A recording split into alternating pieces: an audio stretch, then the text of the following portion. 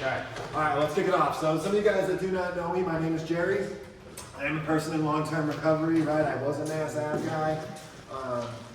Just while we're in the church, right? It was someone that used to come and pray for me. They'd come every weekend, hand out waters, little bag lunches. Do you mind if I pray for you, right? Person like, who is this woman, right? But after a few months of that, something stopped, right? She planted that mustard seed every time, right? Every time, it's a little mustard seed of faith until willingness presented. Until willingness presented. I'm grateful today. I'm a director at High Point Treatment Center.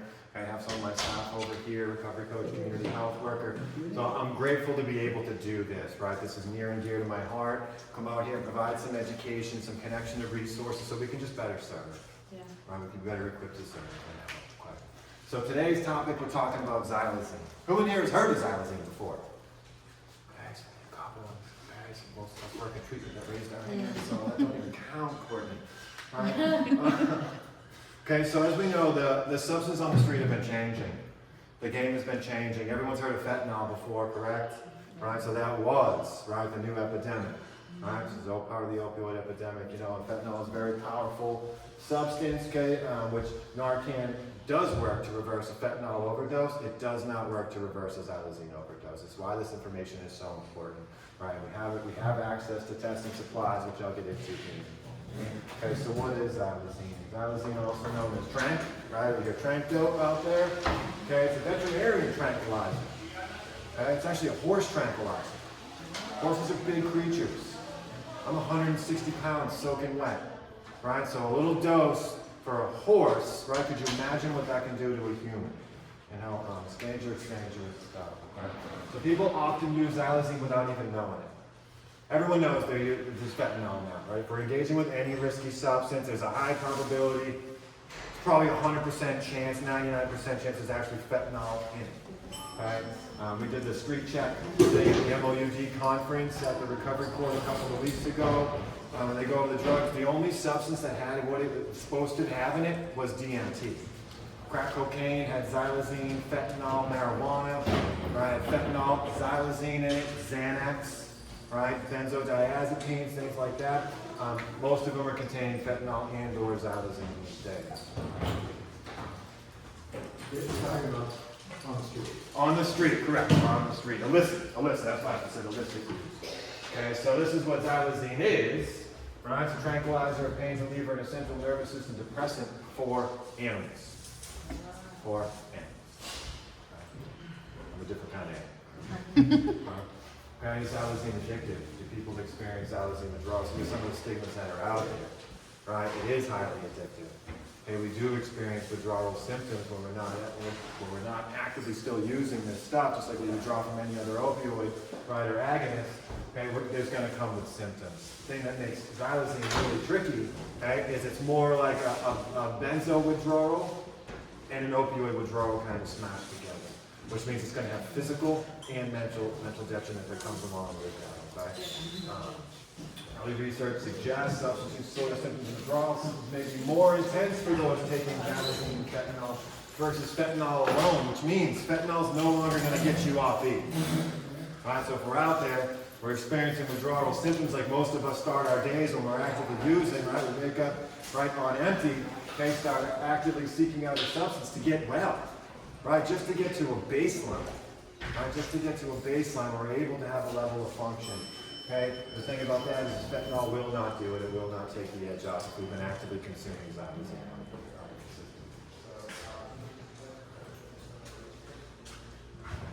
So xylazine can make people drowsy, cause breathing, heart rate, blood pressure, slow, dangerously low levels, similar with fentanyl. Okay, it's a respiratory depressant. Right, so attaches to the opioid receptors in the brainstem, okay, which makes it harder for your body to process the oxygen, harder for you to breathe, similar to any opioid. So it's not clear if xylazine increases the risk of fatal overdose. However, extreme sedation from xylazine can cause people to stop breathing. Most overdose deaths linked to both xylazine and fentanyl also involved other substances, including cocaine, heroin, benzodiazepines, alcohol, gabapentin, call them Johnnies on the street, and prescription opioid medication. So we encountered one individual this morning, right, that were pretty confident they were xylazine-inflicted wounds, right, that he was showing us. right? And this individual reports that he hasn't used opioids in some time.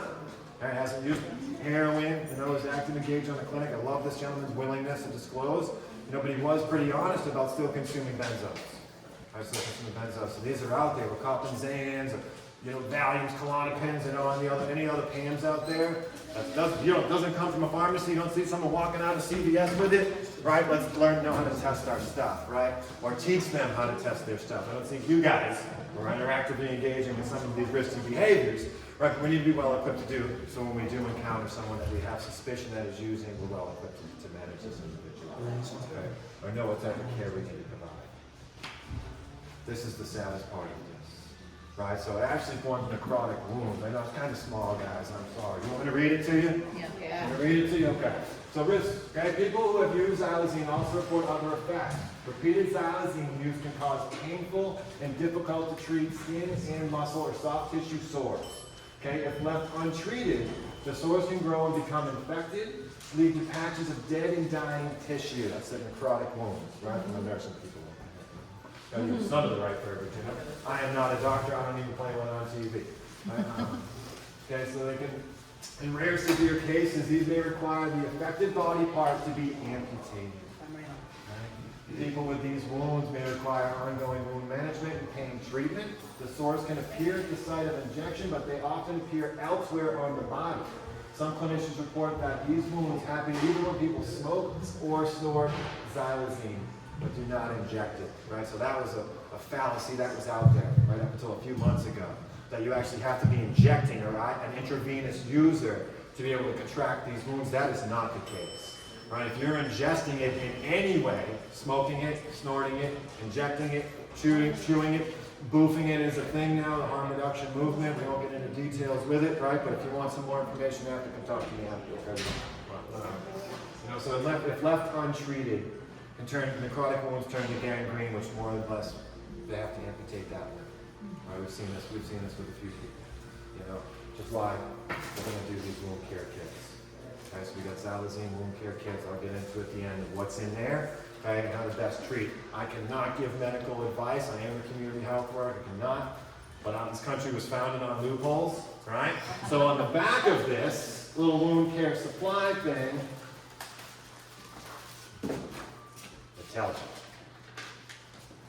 tells you what the stuff is in there for, and I leave it up to you and your brain what to do if you're picking up what I'm putting there. Okay? Yeah, we'll circle back. Okay, but you can see there's 3 phases here. So it's really important. So when we're watching, right, we're seeing guests come in here, right, and you see them, they may look like this. That's the time to start a conversation. Right, that's the time to have an in-depth conversation. How long have you had these wounds for, right? Do you have them anywhere else, right? And have you considered or have you pursued any type of treatment for these wounds? Because the last thing they want, it will progress. Left untreated, they will progress. Just like any substance use disorder. This is a progressive disease, right?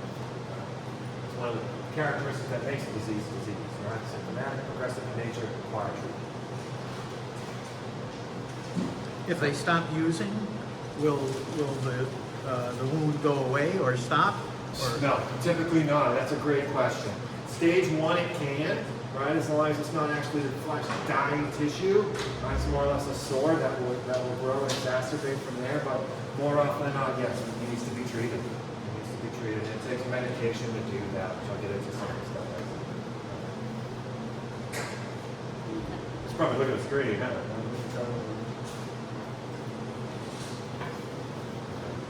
Xylazine-related skin wounds can include skin infections, wounds below the skin or abscesses. That's a fun one to say clearly. And open weeping wounds or skin ulcers. Wounds can heal if a person continues to use substance and receives appropriate medical care. However, early data indicates that healing is slower if a person continues to use substances containing Xylazine. These wounds can be painful. Right? Severe wounds may require pain treatment and admission to a hospital. If untreated or undertreated, these infections can lead to amputation of the infected body part.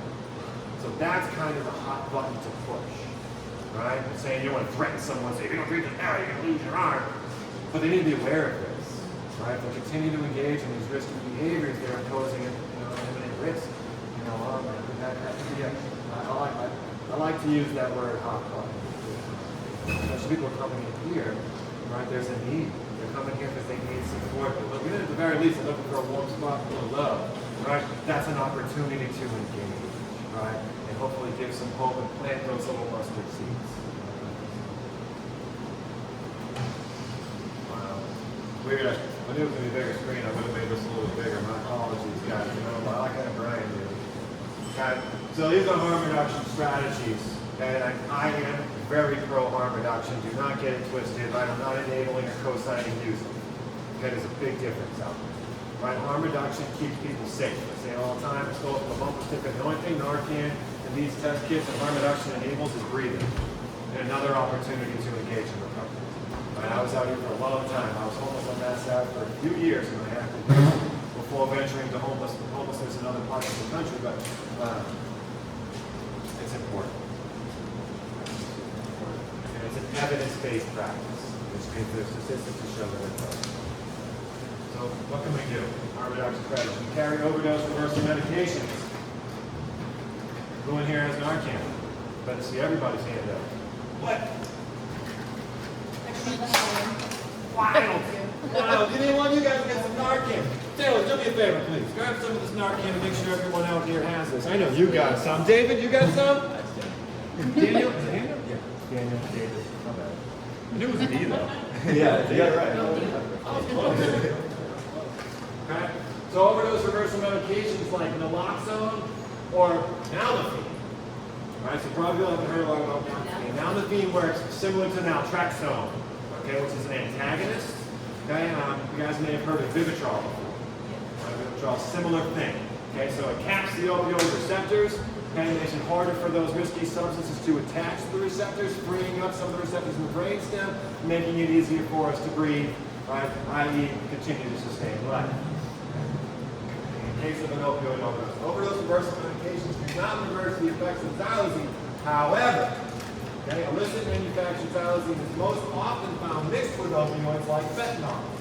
Okay, so professionals recommend still use it. So even if you know someone is using fentanyl, using xylazine, so Jerry, I got a xylazine plug, I know it's pure xylazine, right? You still see a suspicion of an overdose, still administer Narcan, because seldom is it ingested on its own.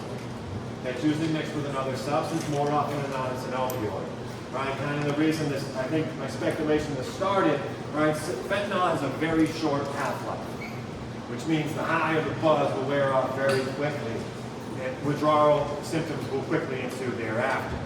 Okay, so xylazine, it kind of gives it some legs, right, excuse the expression, right, it'll make your fentanyl experience last a little bit longer, right, last a little bit longer, that comes with some legs. Other thing, part of a harm reduction strategy, right, is check your drugs for the presence of xylazine. Where available, research shows that illicitly manufactured xylazine is almost always mixed in with other drugs. So checking drugs for xylazine can provide a person with more complete information. Okay, people may want to check their drugs for the presence of fentanyl. Xylazine test strips are now commercially available, as well as accessible in some harm reduction organizations. Okay, so I get these from the Harm Reduction Center. I work at my office in Plymouth, Massachusetts, right? So I get these from the Harm Reduction Center. Okay, I have a ton of fentanyl testing strips, a limited supply of these, right? If you guys know some, if you guys want these, I'm more than obliged to give up what I got. If you want some, you think you have an individual that may benefit from having them, I'll give you my card, my staff will give you the card. Call us, text us, email us, whatever. We'll meet you within reason to make sure you have some of these harm reduction supplies. Keep individuals safe. Use sterile syringes. This is a big part of the stigma that's out there. Right? We do help getting people with safe syringes. Right? Safe smoking kits. Right? But that's an important part of harm reduction. This is coming from someone that had chronic hep C. Right? So I had hepatitis C for a long time before finding my pathway to recovery, being able to treat it. It's a good probability I got that from sharing needles of whiskey using practices. Right? This can be avoided. This can be avoided. Stop the spread of some of these detrimental infections. And then monitor and treat the wounds. Right? Wounds and skin infections associated with xylazine can quickly lead to serious health problems. Find out if local harm reduction organizations provide wound care, wound care kits, monitor injection sites or other wounds, and seek prompt medical attention if the infection gets worse or does not heal. I always suggest promote that out the gate. Say that again. Promote that out the gate. Right? Don't wait till you see someone 6, 7, 19, 37 times and like, oh snap. I mean, now it's to a point where it could be past that point of no return for that minimal infection to happen. As soon as we have suspicion at stage 1, let's try to motivate. Let's try to encourage. Right? Let's try to connect with some level of care. Boston's phenomenal, right? You guys are from the area, right? Your BMC, right? Children's, great women's, right? You got Project Assert, Faster Pass, right? Which is a walk-in for this stuff. In most cases, can get same-day access to treatment.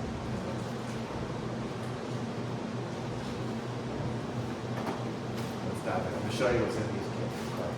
Show you this. Okay, so these are the money ones right here. And these are why these aren't really readily available because this stuff is costly. Right, I'm part of the Hub and Spoke grant, right, which is part of the state opioid response. And we do have a grant fund. We were approved by the state to purchase these, right? So we'll be able to hand these out. Okay, so this is the medicated form. Okay, petroleum, it's called the Zero form sheet. Okay, it's a medicated pad that goes on this. Okay, so the first you want to clean the hands with soap and water. Okay, sanitize around, which we have. Okay, you've got saline solution to clean it. Okay, rinse it off, debris. We've seen some of these cats coming in here. You know, we don't have, we're out there, we don't have access to showers, baby. We're not washing our hands multiple times a day. You know, but we want to make sure that we're keeping it as clean as possible. Last thing we want to do is infect an infection. You pick it up when I'm looking at it. Right? And you want to gently wash the wound with soap and water, or with the saline provided, every 2 to 3 days minimum. Okay, we're going to place a D appointment on it.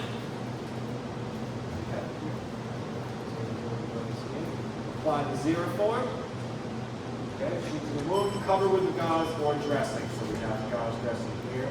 We also have the wrap. Okay, depending on where it is. Okay, you're not going to slap this biscuit on the finger. You know, maybe you could. And you know, wrap with sterile gauze. Okay, you can change these every 2 to 3 days at least. Right? And that's kind of a moot point. We're probably not going to have multiple interactions with these individuals. You know, but we want to just give safe space. Right, give them this package here with some information. Okay, you guys don't have access to our stuff, right? We have all of our stuff over here. I'll make sure either Taylor or Brian gets that to you. Any questions we can do, right? We have a nurse case manager as part of our team. Okay, that's what her bag is. She's a registered nurse. You know, so to give this information, like I said, cannot give medical advice. I'm on camera. We cannot give medical advice, but we can give information. We can give information. We can have and then plant that seed for treatment. It's the biggest one. Right? It's the biggest one. And I said it took several months of this one individual coming with their church group and giving me peanut butter and jelly sandwiches, bottles of water, and little prayer cards. You know, it's wild. The prayer card. I ended up getting a tattoo from that prayer card. Right when I hit my ear recovery, that was just a few years back. You know, so I really keep that close to my heart. And I will never forget this woman. I pray I see this woman someday. You know, before I kick the buckets off. Oh man, I can give this woman a hug. You know, so you guys don't ever underestimate the impact you have just by showing a little bit of love. I'm thinking you love me. Right? You wanted me to recover, but this one woman did. Right? And that was enough to kind of, all right. Start teetering on that line. You know, in June I celebrated 7 years of recovery. I'm not special. I was shown a little bit of love. I was given some information, some guidance. Someone literally held my hand in there, right? Get me into that treatment center, which was High Point, right, Brockton. That's why I am grateful to be trying to be of service. You know, it's not just like this. You know, it's super important.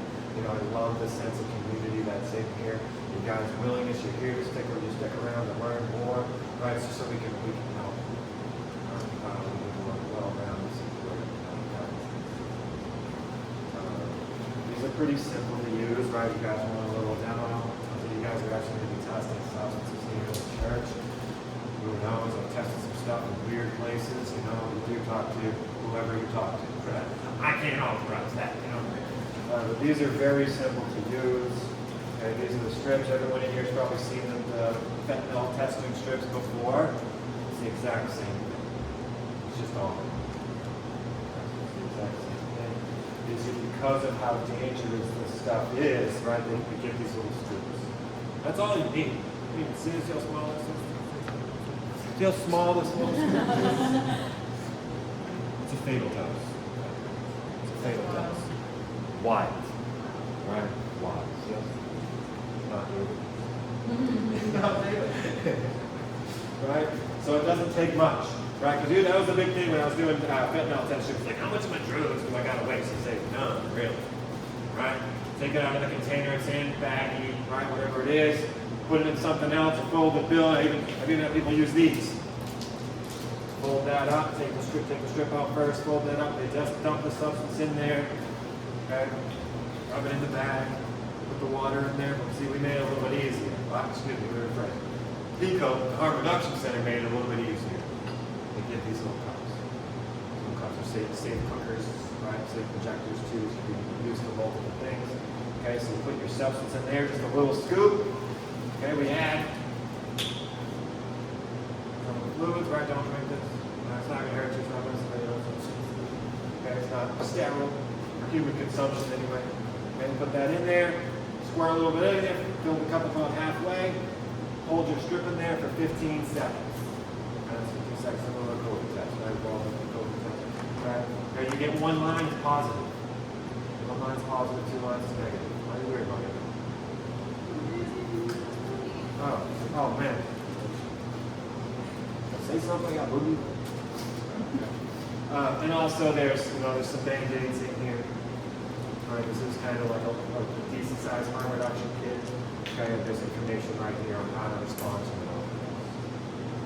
Okay, which I can do. Am I going to do an arcane training right now?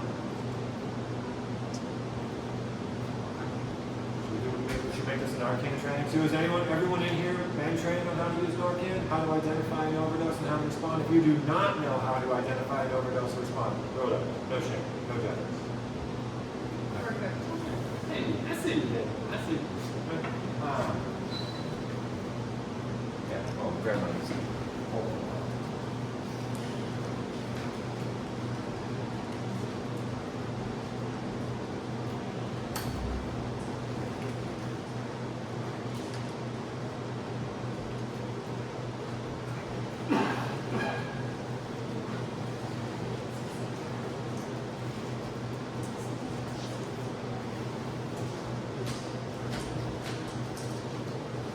Made it pretty simple these days. If you Google it, right, you're gonna get a long list of stuff, right? Stuff they tell you different things. It's pretty simple now, right? So first, it's important to know the most common risk factors, right? We are at our most risk fresh out of treatment, fresh out of jail. That used to not make sense to me. I'm like, what do you mean, dude? I just got out of treatment. How am I at risk? I'm Gucci gang, right? Not necessarily, because our tolerance is gone. Tolerance is gone. A lot of us try to return back to the same level of risky use. Right? Now, this is coming from someone that has multiple overdoses under their belt. I am here before you today because someone had Narcan. More importantly, they knew how to use it and they weren't afraid to use it. Right? Those are the big ones. People carry this stuff and hope that they never have to use it. I hope that's the same for you guys too. But if this does happen, I want you to feel confident enough to know how to administer it. Okay? Other common risk factors, right? Mixing it with other drugs or alcohol, especially benzodiazepines. All right, benzos slow everything down as well. Right? So those powers can be very dangerous. If we're talking about xylazine, more often than not, right? Opioids are mixed with xylazine. Right? So that's why there's common practice, right? Even if you know it's xylazine, still use the Narcan. Still use the Narcan because chances are there's some opioids still on the receptor. Okay, so what are we looking for? Signs of an overdose. Okay, someone nodding is not an overdose. All right, someone sleeping is not an overdose. Don't run over and be like, you're sleeping. All right, I love where your head's at. Try to save the dude. You know what I'm saying? But don't do that. It's usually not very well received. More often than not, you've seen it over here with my guy that I was talking to. Okay, he was not overdosed. All right, the man's tired. He hadn't slept in 3 days. He told me this.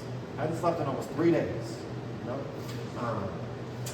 he was able to respond, right, with a verbal stimulation, right, verbal cues. He was able to, okay? He didn't have any of this stuff. Okay, he didn't have blue lips, fingertips, right? Wasn't clammy.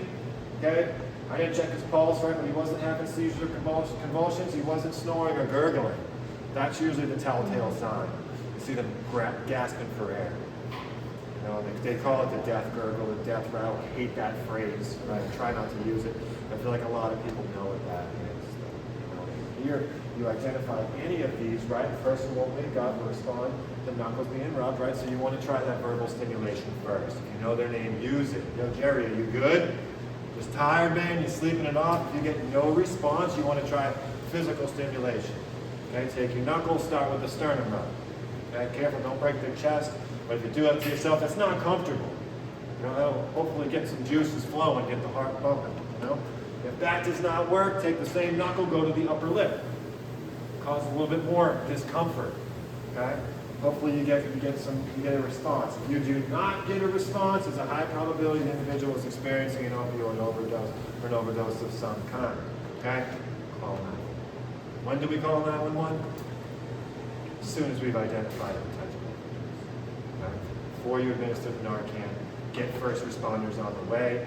All right, this is still very stigmatized. There's very much a negative stigma associated with this. So what I suggest is do not say, hey, I got someone overdosing. I have someone that is non-responsive. Someone that is non-responsive. Let them make the judgment call. You know what I mean? All right, get there.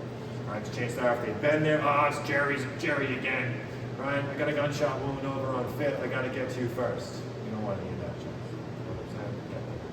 Get along with it. Okay. So these are important too. While you wait, do not induce vomiting, right? Here's some wild stuff out there, right? Injecting milk, injecting water, giving them cocaine, right? These are some things that I've heard. And I gotta that's the face I make too. And I'm like, I'll make it. I love that. Live your truth, mama. Right? I love that, right? That's not a thing. These are some of those negative stigmas that are out there. You know, the milk one doesn't even make sense to me. I can see how, like, drinking water or ejecting water, it's like, all right, maybe lower the volume in your blood content. I don't know.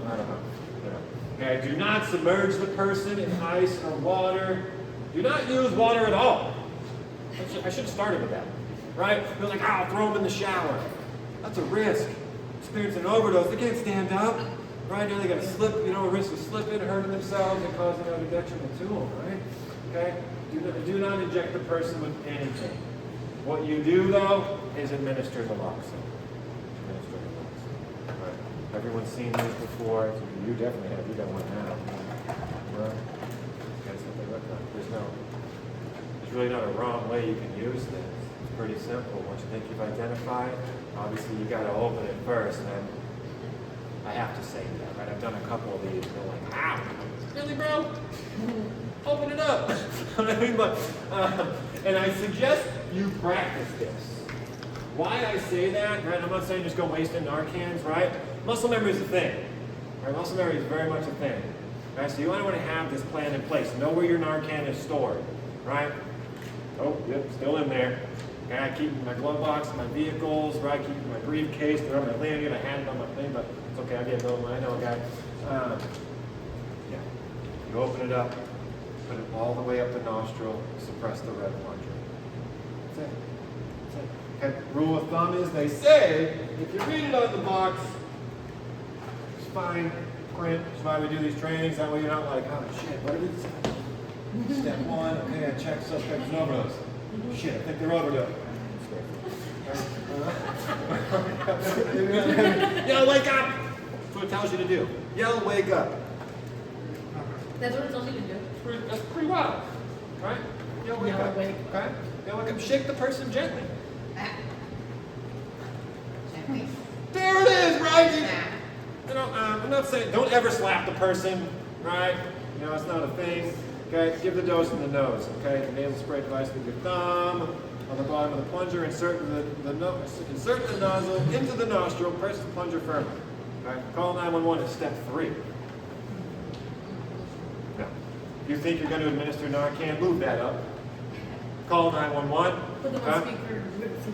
There it is, right? So it says, rule of thumb, they say wait 90 to 180 seconds between doses. That's insane. Especially if you have someone in front of you. I don't operate that way, right? I'm gonna hit them.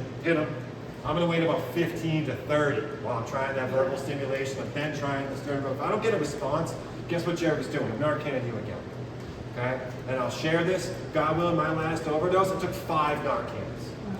5, okay? First EMT used 4 of them. He asked his partner, right, call the time of death. I don't remember any of this. My sister reporting this to me, right? I was unconscious, okay? Asked for my time of death. The partner said, I have 1 more. Should I use it? He used it. That brought me back, right? Use them. Use them until you get a response, right? Now, I'll tell you the reason why they say that, because it will put them into precipitated withdrawal, which means it strips all their opioids off temporarily off the receptors, okay, which makes it puts them on between day 3 and 5 in withdrawal. Okay, it's pretty ugly. Okay, but Narcan has a much shorter half-life than opioids do. Okay, which means the naloxone will subside quicker, right? And the opioids will return back. Okay, so that's why it's very important to get first responders on there, get medical attention. Why? Because people can re-overdose without administering new opioids. Right, the same dose. Right? Yeah, I was an RS at Brockton inpatient the first time I experienced that. The EMTs dropped them off, doing her intake, right? I checked her, I found she had no drugs. I turned around, I'm putting her property in the computer. I turned around and she slumped out. I called the code and I'm like, Mary, what the heck happened? And she told me. It's like they should have monitored for 4 hours. I'm like, these Good thing I've changed, man. God-fearing man, that would have got wild right there too. But it's still pretty triggering, you know? So administer it, right? Everyone here has heard about the Good Samaritan law? Alright, okay, so there's that mitigates any liability. There's, God forbid, an adverse or negative reaction to you administering Narcan. Okay? You do not have to give your information. I expect any of you guys have active warrants, right? Hope not, we never know, right? No judgment from me. Yeah, but the rule of thumb is we'll keep in mind the 3 W's, right? If someone is, you're teaching this to someone, 3 W's, weight, right? So they got substances and weight, warrants, or weapons. Okay, weights, warrants, and weapons. Things we need to be conscious of. If you're going to leave the scene, if you need to leave the scene for any reason, your baby's in the car, what have you, first responders are on the way, leave the Narcan, the empty Narcans there. Leave them on the body, around the person. Okay, so first responders know, okay, there's probably an opioid overdose, right? And they know they can pick that ball up and take it to the boot, hopefully, right? And keep this person breathing. You know, get them to a place where they can get well. Okay? All we're trying to do is keep people alive long enough to engage in another opportunity. You know, like I said, it's so important. Even if they have someone that has overdosed multiple times, like myself. Right? If someone gave up, I wouldn't be here. We're super grateful. This is only 1 dose. This is only 1 dose. It took you 5, so this is really... This is 5. Yes and no, right? So that's why the other thing that we're supposed to do, rescue breaths. Right? If you're going to do one thing and one thing only, it's provide rescue breaths, which we do have CPR masks over here, disposable masks. I suggest everyone have one. Usually we clip them on. Do we still have any of those carabiners left with them on there? Right. And we want to provide the rescue breaths as well. Question on that, you definitely want to use the mask, right? Because it has drugs like in there, mouth area. Exactly. Right, so it's a big one if they're snorting the substance, right? If they have open wounds, STDs or STIs, right? Which a lot of us have in our active use and, untreated illness, Yeah, it's important. So while we're talking about that, I want to talk about some of the fallacies that are out there. You cannot overdose from touching this. Right? So that's a negative stigma that's out there. The first responder died from touching someone that has substance. It has to be just through a foreskin. Eyelids, right, mouth, nasal cavity, or foreskin, right? So you are helping someone, you take drugs off their person, dispose of, make sure you wash your hands. Very good. Do not touch your face, your eyes, your mouth, your nose, right? Because it is possible for you to ingest these substances, right? So Brian's handing out these masks here. These are free, guys, on the Mass Clearinghouse. Mass Clearinghouse is free, right? You do not need to be a treatment provider to order these things. You can order fentanyl testing strips on there, up to 500 at a time. You can order up to 50 of these masks at a time, I believe. right? I keep them on the ready, right? These are stuff that Massachusetts provides to us. Why? Because it is super important to have these things, right? It's even more important to know how to use them. You know, it's been a while. There was a couple times we grew up where we actually had the Narcan guest here. You know, and it was great. It was great that we had nursing. You know, we had a team that was equipped, right? But I think it brought the reality and the severity of this issue. People that have been coming, right, that haven't seen that firsthand. It is very important, right, that we all know how to. If we're going to be working with these guests that are engaging with risky behaviors and potentially using opioids, it's imperative we know how to react and respond to it, right? So we provide the best service to you. That's kind of it in a nutshell. Who's got other questions? This is another question related to CPR, but just rescue breaths, just progressions. So if you're not CPR trained, right? But if you are CPR trained, then you will. Do the whole shebang, right? To staying alive. Yeah. Staying alive is kind of like the rule of thumb. They tell you what to do. And you kind of want to do your chest compressions to that beat, right? But at the very least, like I said, provide the rescue plans. It's super important. Keep oxygen going to the brain. And people allow to engage in other opportunities. Shoot. Is it Narcan first, then rescue breaths, or is it Narcan first. Narcan first, right? And if you want, like I said, I keep Narcan until they're able to breathe on their own. But if you're out of Narcan, you only had one dose. Like you said, a box only comes with 2 doses. They're big boxes. You know, going to have a little cubby with a bunch of these in your car. You have a big purse. Now, most chicks carry around a clutch these days. That's what they call clutches. They're not so clutch. They're not so clutch when you can't carry enough Narcan. You know what I mean? Right? You carry backpacks. You can have multiple things in there. A tote. There we go. The tote go.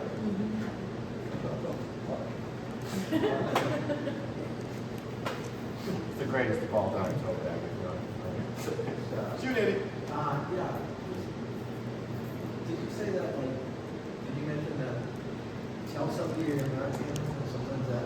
It does. I was in my last training. That is the magic word. Narcan. I will not respond to Jerry. If I'm actively consuming opioids, right? But if Brian says, Jerry, I don't get a response, I'm in a Narcan, I don't. And you'll hear it. No, I'm just tired. Just thinking about life. Yeah.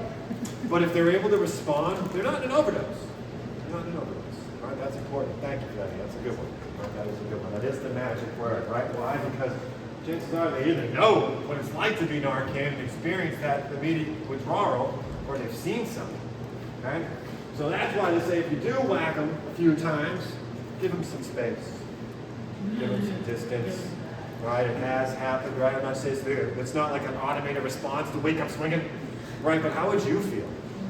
You go unconscious, you wake up, you got people around you, surrounding you, right? A lot of us with a trauma history, that's going to come with an automated reaction, right? Give yourself some space, right? Make sure people back up. Sure. So, like, if you give someone Narcan and they're not actually overdosing, then it'll just... Won't do anything. You can Narcan yourself right now if you're not an opioid. Right? You get a weird smell in your mouth, a little taste for an hour or so, but it will not do anything. It only works to reverse an opioid overdose. Only. Okay? I haven't seen the data in several months, right? But it was something like 0.1% of all the Narcan distributed had an adverse reaction. We're talking millions and millions of doses, right? There's low probability for allergy, right? And like I said, I'll say it one more time, it only works to reverse an opioid overdose. So if you're unsure, use it. And it doesn't, you already got first responders on the way anyway. You know what I mean? We're not doctors going ahead and try to diagnose and assess, right? We're trying to get people back breathing, standing up, right? So that way the team can engage and, try to promote, sort of try to motivate, for change. Get connected with some services. That's kind of what I got. Everyone feel a little better equipped now? Yeah. All right? Feel a little better equipped. We'll make sure everyone has Narcan. We should start enough for everyone has Narcan. Okay, we'll make sure everyone has fentanyl testing strips. I do only have a few of these kits left, but we handed out a few. We had some guests asking for them. Okay, I got 3. Yes, we got 3 left. Okay? So like I said, if you think you know someone out there that's active, you can take them.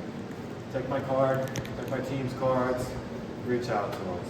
We're here to help. We're here to meet individuals where they're at. right? And the most important thing is, if you're coming from a place of compassion, right, not judgment, right? Don't ever tell someone that they did something wrong, right? What'd you do that for, Jerry? You know, like, I knew. Right? A lot of us want to be well, right? We just haven't had enough love and support and guidance to help us get there, right? So make sure we're not judging, please. I say no more, no. Right? Come from your heart, too. These are human beings, right? These are not bad people. We're not bad people trying to get good, right? We are sick people that need to get well, right? Have we done bad things? Probably. We've done a lot of bad things, right? I could use them to, it doesn't define me. It doesn't define our destiny, That's what I got. Any questions? What did you do? Thank you. Also, I just wanted to make a comment that the xylazine wounds can also happen internally too. Yeah, I didn't Think get about that. that, We because you just said that, like, it didn't even dawn on me to even. Yeah, so they can happen internally, and they can take a year to heal. It's something, when we're talking to these people, right? There's no thing, I don't shoot drugs. You don't have to. If you're ingesting the substance, you can have that happen. Yeah, I didn't know it worked like that. I thought you could only get it from sugar. Yeah, it's not like a cocaine abscess, right? Cocaine abscess will happen at the site of injection, the site of injection alone, right? Can that infection spread elsewhere? It can. It can, but who knows where it's going to pop up. I don't know what the science is behind that. I don't know. More to come. So it's still pretty new out there. So now it took a while for the fentanyl information to get caught up. Everyone know like it's in everything now. I think we're getting there, this awareness. The new one that is out there is metatomidine. Metatomidine is a rhino trap. Talk about addict behavior, right? Saying horse tranquilizer, yeah, rhinos are even bigger, right? A lot more risk are goes with that as well. There is nothing yet that we know of, no FDA-approved medication to reverse a metatomidine or Xylazine overdose. Still, our best course of action is what? Narcan. Woo! Alright, so have it. Have it everywhere. Know how to use it. Do not be afraid to use it. It could save a life. Who knows whose life that individual will get to save someone.